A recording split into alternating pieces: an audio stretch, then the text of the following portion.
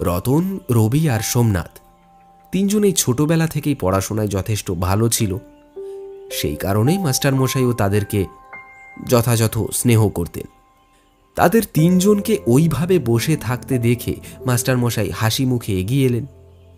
তারপর তাদেরকে জিজ্ঞাসা করলেন যে, শুনলাম বেশ কয়েকদিন ধরে তোমরা নাকি একটা কাজের সন্ধান করছো, কিন্তু কোনো কাজ খুঁজে পাচ্ছ না। তা তোমরা একটা কাজ করো না, কলকাতা চলে যাও। আমার চেনা জানা একজন আছেন ওখানে, তিনি একটা নতুন কোম্পানি ওপেন করতে চলেছেন। অনেক বড় সড়ো লেভেলের মানুষ এবং অনেক বড় বড় মানুষদের সঙ্গে ওঠা বসাও আছে তার কোম্পানিতে বিভিন্ন রকমের কাজের লোকের প্রয়োজন হতে পারে। আমার রেফারেন্সে গেলে হয়তো তোমাদেরও কিছু একটা ব্যবস্থা সেখানে হয়ে যেতে পারে।